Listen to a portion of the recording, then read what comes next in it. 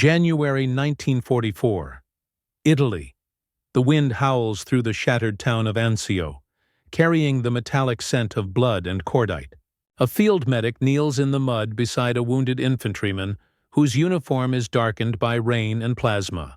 The stretcher-bearers move with quiet precision, boots sinking into the mire, their faces pale with exhaustion. A jeep growls to life nearby, its canvas top flapping as another casualty is lifted aboard. Beyond the smoke and ruin, the faint hum of an aircraft builds, a Douglas C-47 circling low over the coastline.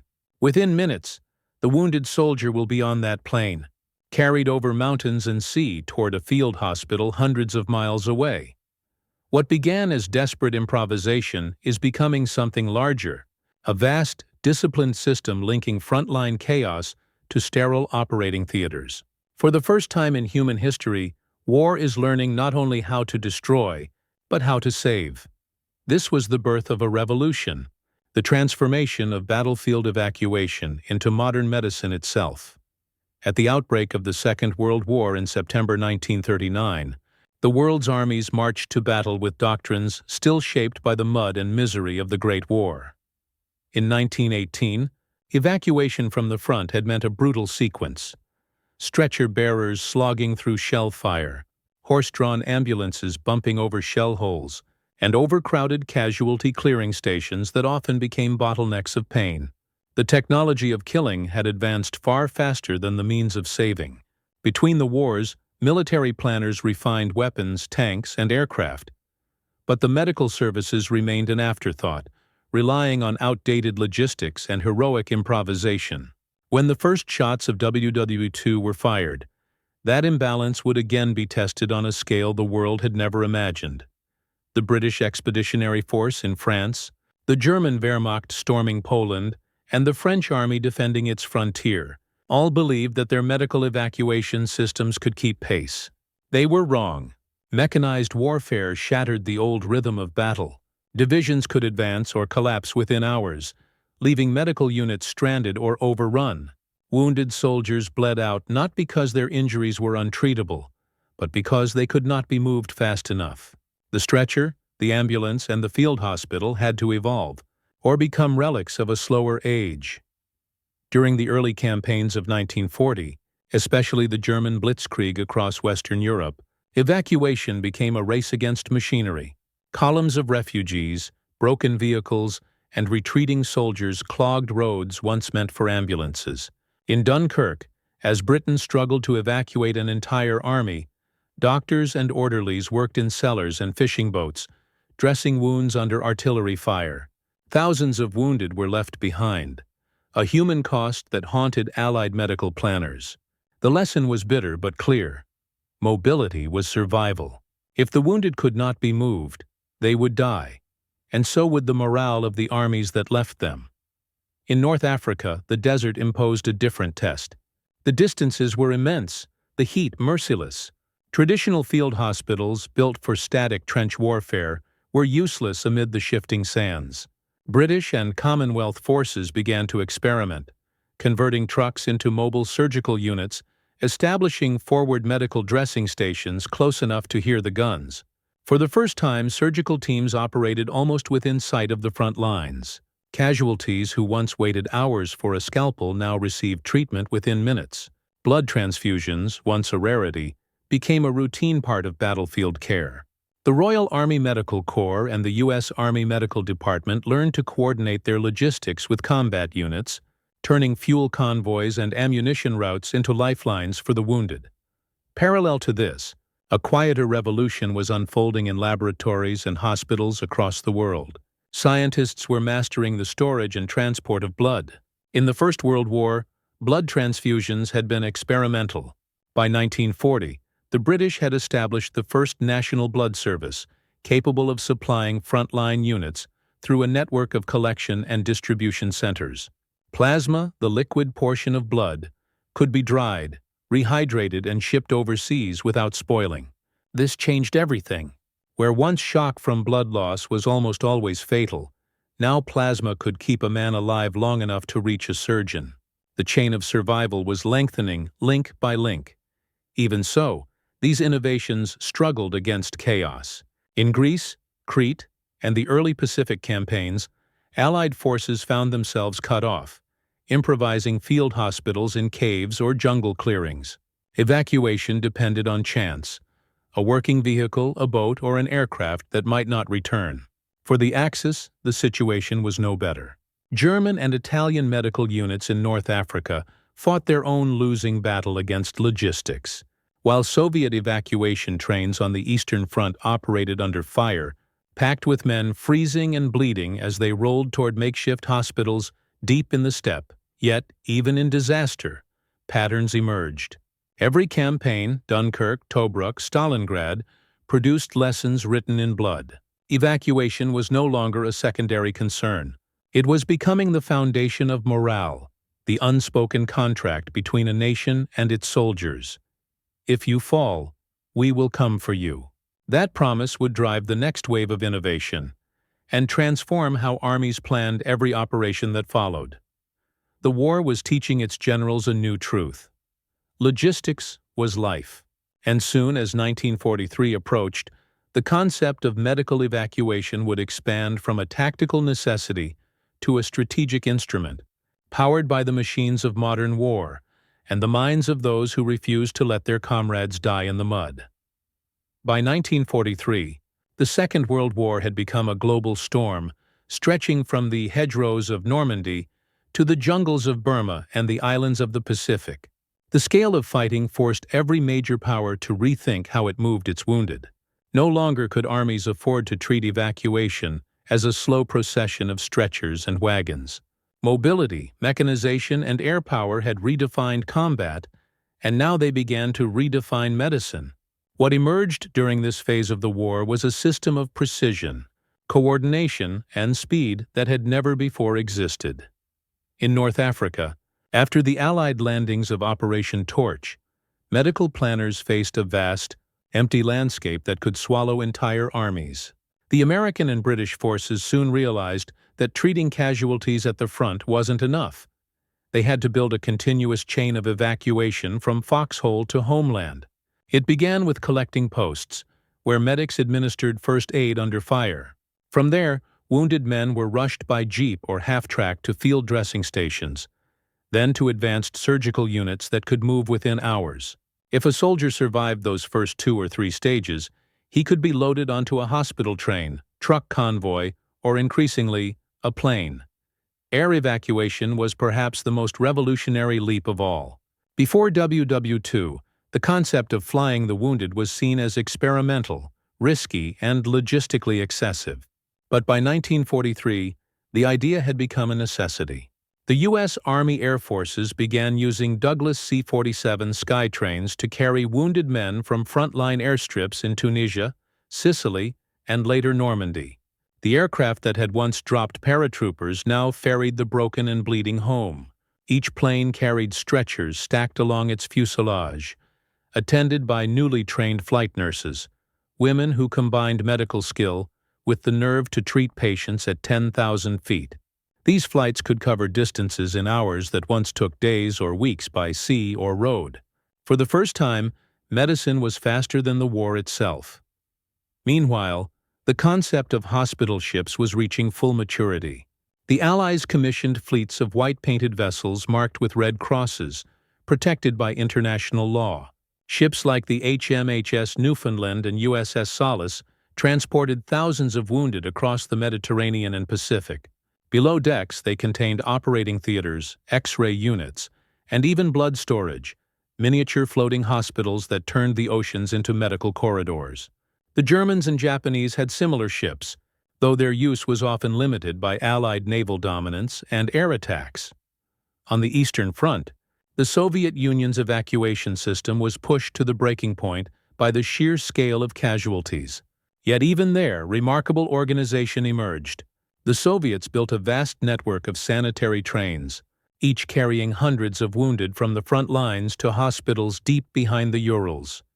These trains, though primitive compared to Western standards, represented an astonishing logistical feat under constant threat from the Luftwaffe.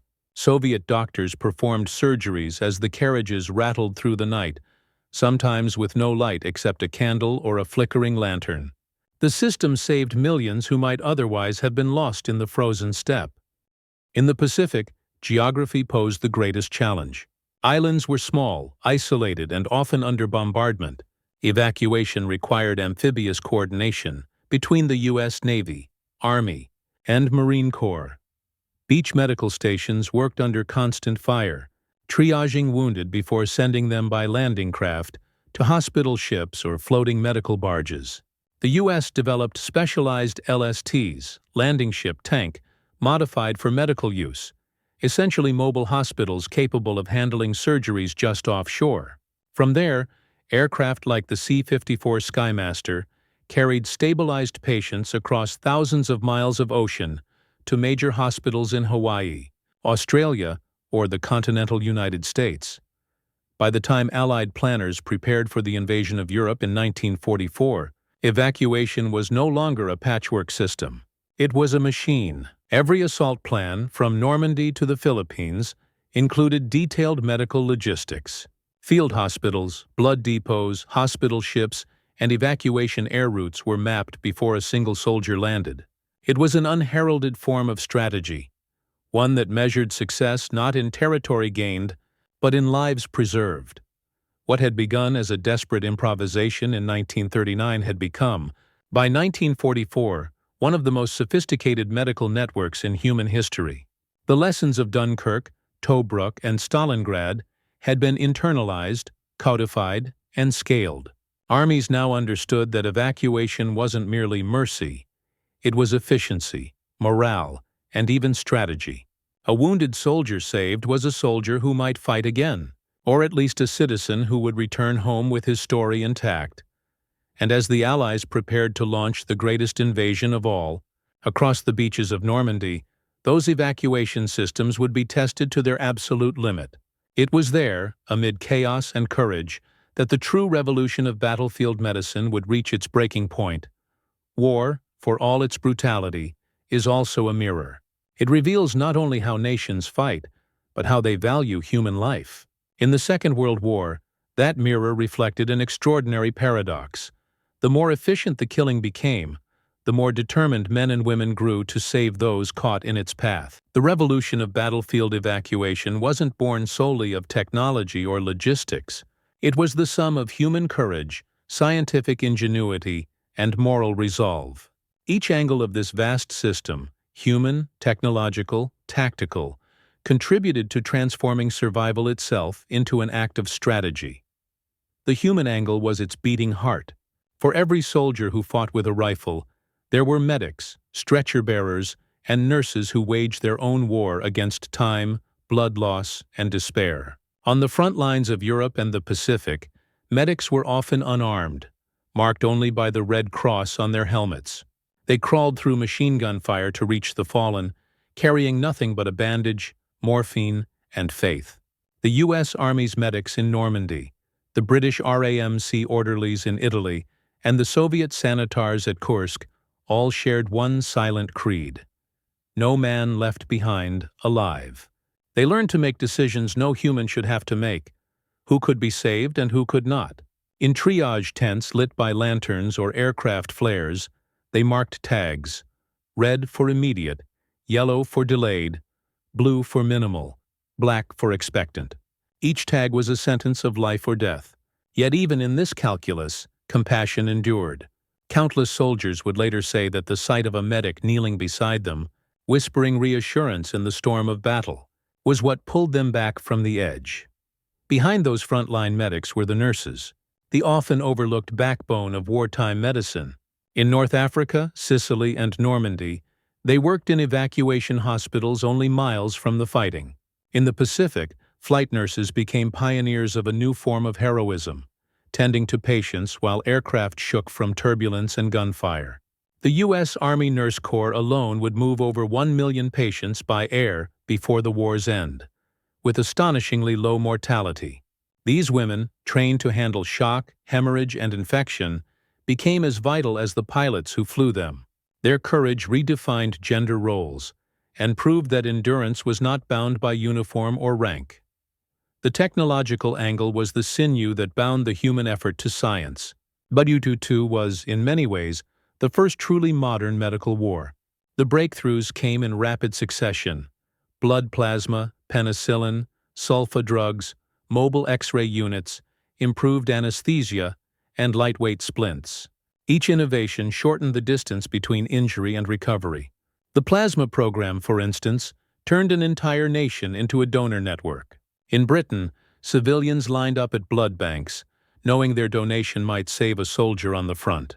In the United States, the Red Cross launched Blood for Britain, producing thousands of pints a week, later expanding into global plasma shipments. This infrastructure would become the blueprint for post-war blood banking. Then came penicillin, the miracle drug. Discovered before the war but mass-produced because of it, penicillin transformed infection from a near-certain killer into a manageable threat. In North Africa and Normandy, it cut death rates from infected wounds by up to 80%. Allied soldiers carried small vials of sulfa powder in their field kits, sprinkling it into wounds moments after being hit, a simple act that saved thousands from gangrene and sepsis. Even the design of medical tools evolved. The Thomas splint, a metal frame for stabilizing leg fractures, became standard issue, reducing fatal shock from broken bones. Portable surgical kits were standardized, allowing operations in tents, caves, or jungle huts.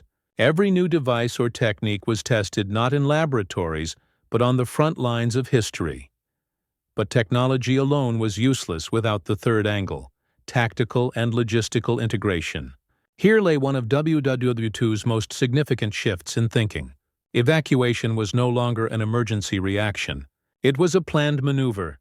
Invasion plans now included medical supply maps, evacuation routes, and airlift schedules before the first shot was fired. The Allies learned to treat the movement of the wounded as carefully as the movement of ammunition. Aircraft, landing craft, and convoys were designed with two purposes: to bring men to battle and to bring them home. During the Normandy invasion, landing craft that had unloaded troops were immediately converted into makeshift ambulance boats. On the return trip across the Channel, they carried stretchers where tanks once stood. In Italy and North Africa, truck convoys delivered fuel to the front and carried wounded on the way back. The war machine became a two-way artery, destruction flowing one direction, life flowing the other. Even air superiority had a new dimension, not just to dominate the skies, but to keep the wounded moving. This integration blurred the boundaries between combat and care. Soldiers began to trust that if they fell, they would be reached. That trust became a psychological weapon in itself, strengthening morale and endurance. As one British officer wrote in 1944, "Our men fight harder when they know they will not be abandoned." The system was no longer just about saving lives. It was about sustaining the will to fight. By 1944, these three forces, the human, the technological, and the logistical, had fused into something extraordinary. Evacuation had become a science of movement and mercy. But there were still other dimensions to explore: the leadership that made it possible, the environments that tested it, and the moral questions that haunted those who practiced it. Behind every successful evacuation chain was not only courage and science, but leadership, a quiet, disciplined form of command that rarely made the headlines. The leadership angle of WW2's medical revolution was built on visionaries who understood that victory depended as much on saving men as it did on defeating the enemy. Commanders like U.S. General Norman Kirk, the Surgeon General of the Army, restructured the entire medical corps into a mobile, self-sustaining force. He insisted that surgeons be positioned closer to combat, that air transport be prioritized for casualties, and that every division commander integrate medical evacuation into battle planning. On the British side, Sir Alexander Hood, Director General of the Army Medical Services, implemented reforms that standardized triage, field surgery, and convalescence. These were not glamorous reforms. They were logistical revolutions. They required coordination with engineers, quartermasters, and even aircraft manufacturers. It was leadership in its most humane form, strategy expressed through compassion. Yet not all leadership shared this clarity. The German Wehrmacht, though technically advanced, struggled with conflicting medical priorities. The emphasis on speed and aggression left little room for organized evacuation once battles turned chaotic. In Russia, retreating units often abandoned medical staff and wounded alike. Nazi ideology also tainted medical practice, prioritizing some lives over others, denying aid to Soviet prisoners, and diverting doctors to experiments rather than field care. In contrast, Allied leadership framed evacuation as a moral and practical necessity. By treating every wounded soldier as worth retrieving, they built not only efficient armies, but resilient ones. Leadership, in this sense, became an ethical choice as much as a logistical one. The enemy and environment angle revealed how terrain, weather, and combat style shaped medical ingenuity. In Europe's bocage fields, medics faced mud and mines. In North Africa, they fought dehydration and flies. In the Arctic, frostbite was as lethal as shrapnel. In the Pacific, jungle humidity infected every wound, and stretcher parties hacked through vines under sniper fire. The Japanese held islands so remote that evacuation often depended on submarines or small boats slipping through enemy patrols. For the Americans and Australians fighting in New Guinea and the Solomons, evacuation required creative improvisation. Rope litters, makeshift rafts, and airstrips carved from jungle clearings. The U.S. Army's small L-5 Sentinel and Piper Cub aircraft, nicknamed grasshoppers, became lifelines, landing in mud or rice paddies to pick up the wounded. In the Soviet Union, geography turned evacuation into an act of endurance. Winter froze the roads and spring turned them into swamps. Yet trains and horse-drawn sledges continued to move the injured across vast distances. Soviet nurses, often teenagers, tended to patients in unheated boxcars for weeks at a time. The human body became both fragile and indomitable, surviving frostbite, infection, and starvation. In the deserts of Libya and Egypt, meanwhile, heat stroke and dysentery were as deadly as bullets. Medical officers learned to treat the environment itself as an enemy, adapting not only tools but doctrine. Each theater of war demanded new methods, forcing medicine to evolve alongside geography. Then there was the moral angle, the quiet conscience beneath the machinery of war. Every medic, nurse, and doctor faced the same haunting questions. How much risk is worth taking to save one life? Who gets priority when resources are scarce? In the chaos of battle, morality was measured in seconds. Triage, though essential, tore at the hearts of those who practiced it. The decision to mark a man expectant, too gravely wounded to save, was a wound of its own. Yet without triage, countless others would die waiting. Commanders, too, wrestled with moral balance. Diverting aircraft to carry casualties meant fewer for combat missions, but failing to do so eroded morale and humanity alike. These choices transcended nationality. Allied, Axis, and Soviet medics alike shared the same silent ethic, that the measure of civilization was how it treated its wounded, even amid destruction. The Geneva Conventions, often ignored, still served as a moral compass. Prisoner exchanges of medical personnel, hospital ships marked by red crosses, and the rescue of enemy wounded showed that even in total war, traces of decency survived. In moments of stillness, under the hiss of morphine and the hum of generators, men remembered what they were fighting for. Not only victory, but the right to remain human. The moral angle also extended beyond the battlefield. Wartime medicine blurred the line between necessity and experimentation. The Allied push for antibiotics and surgical innovation was driven by compassion, yet it also foreshadowed an era of unprecedented medical power. For the Axis powers, that same drive was perverted, exemplified by unethical human experiments in concentration camps. The contrast was stark. One side's medical system aimed to save life on a massive scale. The other desecrated it in pursuit of ideology. In the aftermath, this moral reckoning would shape the ethical codes of modern medicine. By 1944, all these threads, leadership, environment, and morality, intertwined into a single force. Evacuation had become not just a logistical achievement, but a moral and cultural one. It reflected what nations believed about their people. The Allies' commitment to retrieve every possible casualty did more than save lives. It united science, faith, and humanity into a coherent doctrine of survival.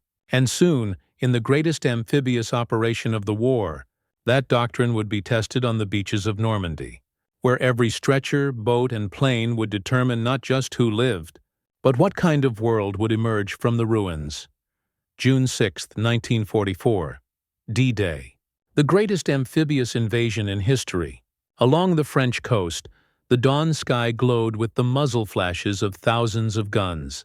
Landing craft slammed into surf and steel, disgorging men into chaos. On Omaha Beach, medics worked ankle-deep in red water, dragging wounded soldiers behind shattered obstacles. The sand was a graveyard of broken stretchers and empty morphine syrettes. Amid this inferno, a new kind of battle unfolded. Not for land or power, but for every heartbeat that still flickered beneath the storm. In the first hours of the Normandy invasion, the Allied medical system faced the ultimate test of its evolution. Months of planning, coordination, and training now collided with reality. Each assault division had assigned medics, field dressing stations, and evacuation teams trained to move under fire. But nothing could prepare them for the intensity of that morning. Casualties mounted by the thousands. Communication lines broke. Landing craft carrying medical personnel were sunk or grounded. Yet amid the confusion, the machine of mercy began to turn. On the beaches, field medics established impromptu aid posts behind seawalls and dunes. The air reeked of smoke, iodine, and sea salt. Medics used helmets as basins to wash wounds, cut open uniforms with bayonets, and tied off arteries with fragments of parachute cord. Chaplains and engineers joined in the work, carrying stretchers or holding plasma bottles aloft as snipers fired from the bluffs. The courage was quiet, methodical. No grand gestures, only the relentless rhythm of saving one more life. By midday, the first LSTs, landing ship, tank retrofitted for medical evacuation, began their shuttle runs. Their decks, designed for tanks, now carried hundreds of stretchers. Below, surgeons operated as waves pounded the hulls, stabilizing the worst cases for transfer to hospital ships anchored offshore. The HMHS Lady Connaught, the Naushan, and other vessels became floating sanctuaries in the middle of carnage, their wards lit by soft white light, while artillery thundered across the channel.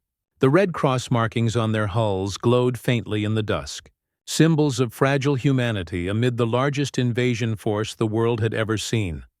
As Allied forces pushed inland, the evacuation network expanded with astonishing speed. Within 48 hours, engineers carved out advanced landing grounds, makeshift airstrips in French fields. From these, Douglas C-47 Skytrains began their silent exodus, carrying the wounded across the Channel to England. Each flight was a miracle of coordination. Stretchers were loaded in rows, strapped to the fuselage, IV bottles swinging overhead. Flight nurses tended to burns, shock, and morphine drips as the engines hummed through clouds of gunpowder haze. The wounded who had stormed the beaches at dawn were landing in clean hospitals by nightfall. What had once taken days now took hours. The numbers were staggering. In the first 10 days of the Normandy campaign, over 18,000 casualties were evacuated by air alone. By the end of June, more than 70,000 had been moved from France to Britain, a logistical feat that stunned even the planners. For the first time, an invasion and its medical system were synchronized, two halves of a single heartbeat. The machine of war had finally learned to preserve as well as destroy. Each link in the chain depended on the next. Field hospitals near Bayeux and Carentan received the most critical cases. Surgeons there worked around the clock, performing amputations, abdominal repairs, and transfusions. Plasma and penicillin arrived by the same aircraft that brought reinforcements. From there, stabilized patients were loaded onto hospital trains bound for coastal ports, where they were transferred to ships and ferried to Britain's massive reception hospitals, Birmingham, Oxford, Manchester. Every movement was timed, logged, and refined. The system's efficiency was staggering for its era, a medical ballet amid devastation. But the success came at a human cost. The medics on the beach had no time to rest. Many collapsed from exhaustion or were themselves wounded. Flight nurses developed hearing loss and chronic fatigue from constant exposure to engine roar and stress. Surgeons performed dozens of operations without pause, their hands trembling from caffeine and adrenaline. Yet, the work continued, because stopping meant death for those still waiting. Among the countless stories was that of flight nurse Lotte Reba Zeed-Whittle, the only American nurse taken prisoner in the European theater. Shot down over Germany while evacuating the wounded, she continued treating her patients even in captivity. Her courage symbolized the quiet heroism of thousands who turned the skies into arteries of hope. The Normandy evacuation system became the blueprint for every major Allied operation that followed. The same principles: forward surgery, rapid stabilization, air transport, and continuous triage would carry into the campaigns in southern France, the Low Countries, and eventually Germany itself. It was the proof that organization could be mercy, that logistics could be life. As June faded into July, the beaches once filled with blood began to fill with supplies and reinforcements. The wounded were gone, but their survival told its own story, of a medical revolution forged in the crucible of war. The evacuation machine was no longer an experiment. It was now an unstoppable current, flowing wherever the armies advanced. But as the war spread to other fronts, across jungles, oceans, and mountains, that same current would meet new obstacles. The next test would not be fought on the beaches of France, but in the unforgiving wilderness of Asia and the Pacific, where evacuation became an even greater act of defiance against nature itself. While Europe's skies filled with the constant hum of medevac aircraft and the English Channel pulsed with hospital ships, a different kind of struggle raged thousands of miles away. In the jungles, swamps, and volcanic islands of the Pacific, evacuation was not a matter of organized corridors. It was a war against isolation itself. Here the enemy was not just the Japanese Imperial Army, but geography, disease, and the limits of endurance. The Pacific Theater forced medicine to abandon predictability and invent survival from scratch. On Guadalcanal, the first major American offensive in 1942, wounded Marines lay for days in the thick heat, surrounded by flies and mosquitoes. The jungle swallowed sound and stretchers moved at a crawl through mud and roots. Medical officers realized quickly that conventional evacuation chains, with dressing stations, ambulances, and rail lines, were impossible. The jungle had no roads, only narrow paths carved by machete. The solution was radical improvisation. Corpsmen turned rubber rafts into litter floats, used parachutes as bandages, and sterilized instruments in boiling canteen cups. Navy landing craft carried wounded men down jungle rivers to hospital ships offshore, where surgeons worked continuously under tropical heat. The price of inexperience was steep. Malaria, gangrene, and infection claimed nearly as many lives as enemy bullets. But each battle refined the method, and by the end of the campaign, the Pacific evacuation system had its own unique rhythm: amphibious, aerial, and relentless. Nowhere was this transformation more evident than in the Burma campaign. The Allied forces fighting in Southeast Asia, particularly the British 14th Army under General William Slim, faced perhaps the most hostile terrain of the war. Dense forests, monsoon rains, and impassable mountains turned evacuation into a near-impossible challenge. Yet Slim's leadership and the innovation of his medics birthed one of the war's most extraordinary systems: airborne casualty evacuation from the jungle itself.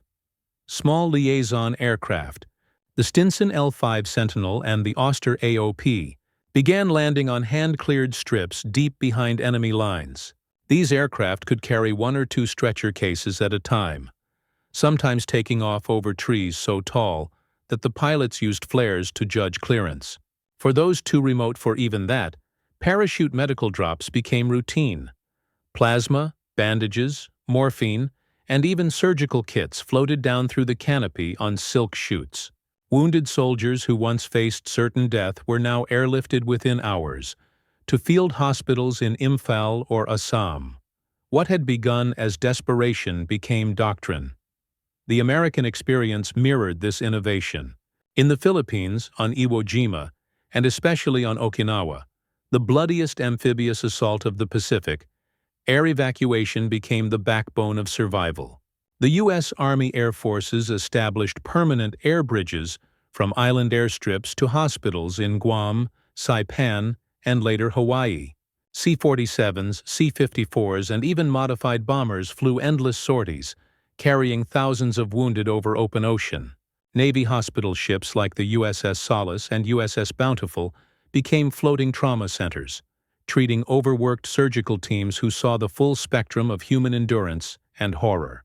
On deck, rows of stretchers lay under tarps, the sound of waves mingling with the rhythmic hiss of oxygen tanks. Below, surgeons performed amputations and thoracic surgeries as the ship rolled under bombardment. Evacuation also took on a spiritual dimension in the Pacific. The brutal environment demanded cooperation across branches and nations. Australian nurses served aboard U.S. ships. New Zealand doctors operated in British field hospitals. Filipino civilians guided stretcher teams through jungle trails. It was a multinational act of humanity amid the most dehumanizing war in history. The shared mission was simple: bring them home alive. The scale of these operations by 1945 was staggering. During the Battle of Okinawa alone, over 100,000 American casualties were evacuated from the front, nearly half by air.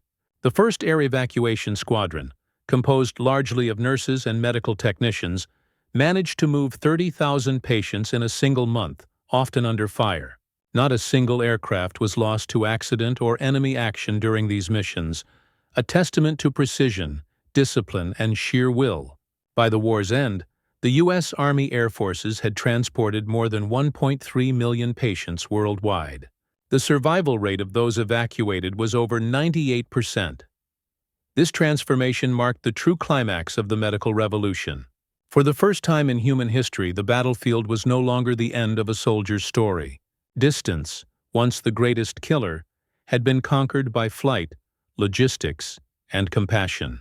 A man could fall on an island in the Pacific and wake days later in a clean bed in Hawaii or California. The evacuation chain had become global, a web of care stretching across oceans and continents. Even the enemy took note. Japanese soldiers, witnessing Allied airlifts and hospital ships, began to recognize the moral power such systems projected. In contrast, their own evacuation networks were crippled by shortages, ideology, and neglect. Many Japanese wounded died where they fell, their suffering hidden from the empire that sent them. In the end, the contrast between how nations cared for their wounded became as telling as how they fought. By the summer of 1945, the war was ending, but the revolution it had unleashed was only beginning.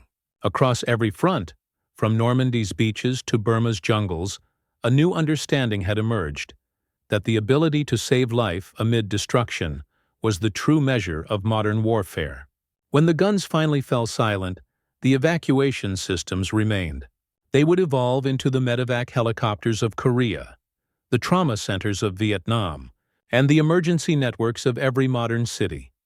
From the smoke of Europe to the jungles of Asia, World War II had rewritten the boundaries of survival.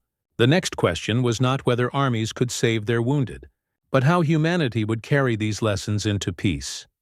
When the guns finally fell silent in 1945, the world faced a silence unlike any before too, heavy, aching, and full of ghosts. Tens of millions were dead, but millions more were alive who in any previous war would not have been. For the first time in human history, the survival of the wounded had outpaced the machinery of death. The revolution of battlefield evacuation had not only changed warfare, it had redrawn the line between life and oblivion. The statistics told the story. In the First World War, nearly 1 in 3 seriously wounded soldiers died of their injuries. In the Second World War, that number fell to less than 1 in 10 for the Allies. Shock, infection, and hemorrhage, once fatal certainties, were now conditions to be treated, not accepted. In the U.S. Army alone, survival rates for battle casualties reached an unprecedented 90%. Across the Atlantic, the British and Commonwealth forces achieved similar numbers. The Soviet Union, despite immense losses, managed to return millions of men to combat duty through its vast evacuation networks. Behind these figures lay not miracles but discipline, organized triage, mobile surgery, and the tireless flow of evacuation. Every major army compiled exhaustive reports after the war. The U.S. Army Medical Department's Green Books recorded in clinical detail the staggering scope of the achievement: 1.3 million air evacuations, 43 hospital ships, and hundreds of field hospitals operating in every theater. In Britain, the Royal Army Medical Corps published data showing that forward surgery within 6 hours of wounding increased survival by over 60%. Even small details made a difference. The widespread use of penicillin cut amputations by half, while standardized splints reduced shock deaths dramatically.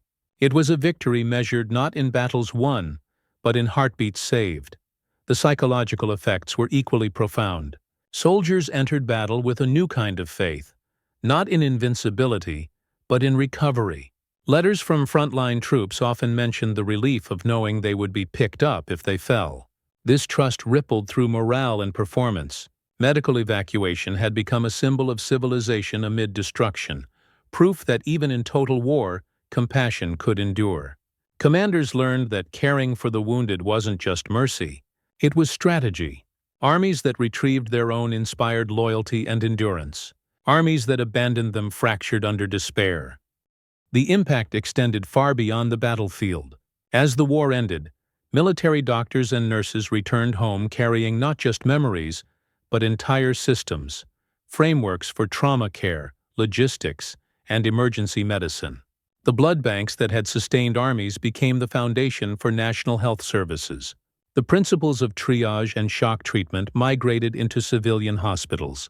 The war had taught that survival depended on speed, coordination, and communication, lessons that would transform peacetime medicine. Hospital administrators in Britain and the United States began reorganizing emergency departments using wartime models. In London, the emergency network designed to treat bombing victims evolved into the National Health Service's trauma system. In the United States, the Army's air evacuation techniques inspired the establishment of permanent air rescue and aeromedical evacuation units, which later formed the backbone of both military and civilian medevac services. The technology of compassion, from portable plasma to flight nursing, became standard. For many medical personnel, however, the aftermath carried a quieter, heavier weight. Surgeons who had performed thousands of operations under fire returned to civilian life unable to find meaning in routine work. Nurses who had seen the worst of humanity struggled with silence. The war had pushed medicine to its limits, but it had also left scars, moral, emotional, and spiritual. Many wrote of the haunting contrast between their wartime purpose and peacetime emptiness. In journals and memoirs, they spoke of how the act of saving life in the midst of slaughter had both redeemed and broken them. Still, the collective legacy was undeniable. Humanity had learned through suffering how to save itself more efficiently.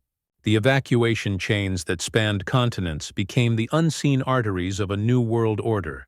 But even as nations celebrated victory, the deeper question remained: what would they do with the knowledge forged in blood? Would it serve peace, or merely prepare for the next war? Those answers began to emerge in the years that followed, as the same systems that carried soldiers from the battlefield began to carry civilians from disaster zones, crash sites, and cities under siege.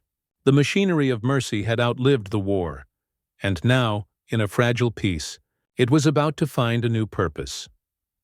In the years following 1945, the innovations born on the battlefields of World War II began to reshape not only military doctrine, but the very fabric of modern medicine. The concept of rapid organized evacuation, once a desperate wartime necessity, evolved into a principle that defined how nations cared for their citizens. Hospitals, universities, and governments all recognized that the same discipline that saved soldiers could also save civilians. The revolution in medical evacuation had escaped the front lines. It had become a cornerstone of global healthcare. In Britain, this transformation became institutional. The newly formed National Health Service, NHS, in 1948, drew directly from wartime medical logistics. The NHS emergency system adopted the triage protocols perfected on the battlefields of Normandy and North Africa. Civilian hospitals began to use mobile surgical units modeled on military field hospitals. Blood transfusion centers, once mobilized for war, became permanent fixtures in every major city. The idea that a patient's life depended on speed, coordination, and chain of care became the central philosophy of modern trauma medicine. In the United States, the legacy was just as profound. The Army Air Force's wartime evacuation network evolved into the U.S. Air Force Aeromedical Evacuation Service, officially established in 1949. What had once been improvised, stretchers inside cargo planes, was now standardized and professionalized. Specialized aircraft were designed for patient transport, and the first generation of flight medics and aeromedical nurses received formal training. These developments directly influenced the birth of civilian air ambulance services, which first appeared in the 1950s and expanded rapidly during the 1960s. What began as an emergency response in Europe and the Pacific became the blueprint for emergency medical evacuation across the globe. Even the helicopter, a machine still in its infancy during the war, would soon take center stage. In the final months of World War II, a few daring experiments had used rotary-wing aircraft, such as the Sikorsky R-4, to evacuate downed pilots from Burma and New Guinea. These missions were limited and dangerous, but they hinted at the future.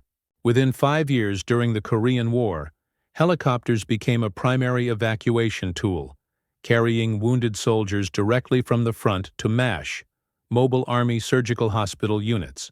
The system owed its entire philosophy, mobility, triage, and forward surgery, to the lessons learned between 1939 and 1945.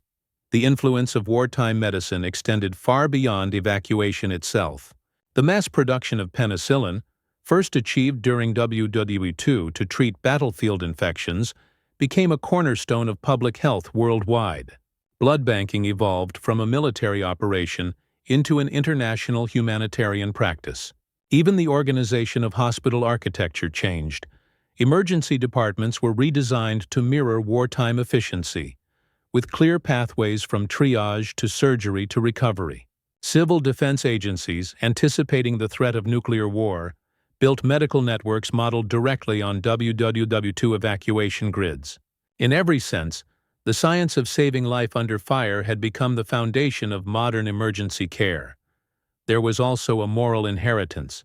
The war had exposed both the heights and depths of medical ethics, from the heroism of medics who risked everything for their comrades to the atrocities of human experimentation in Nazi camps. In response, the Nuremberg Code was established in 1947, defining for the first time the ethical boundaries of medical research.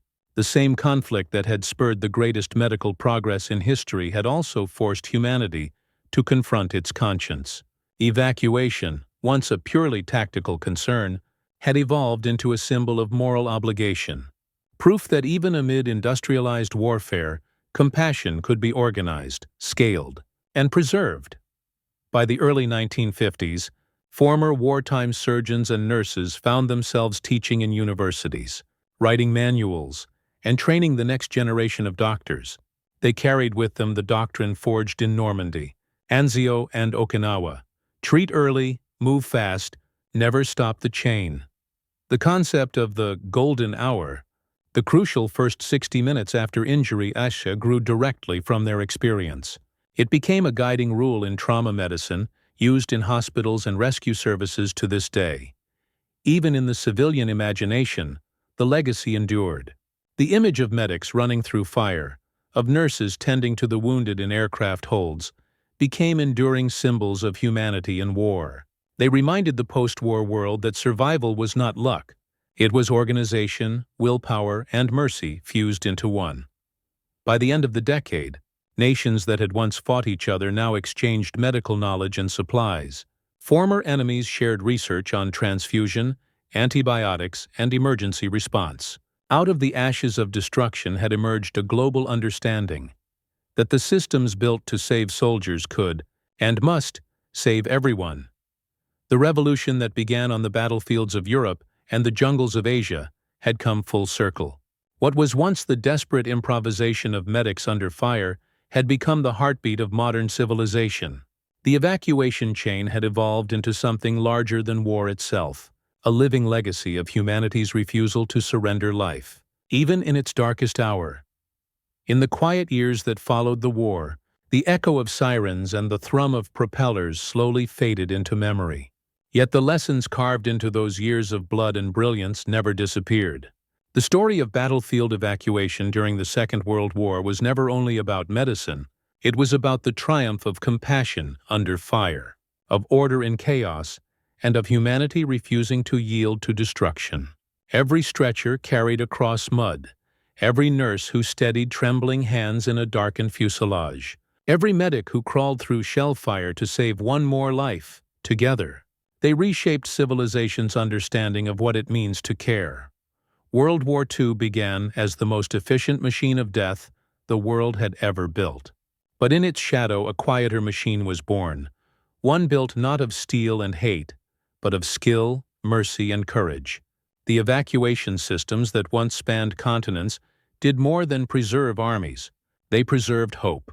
They proved that even in the most total of wars, compassion could be organized as efficiently as destruction.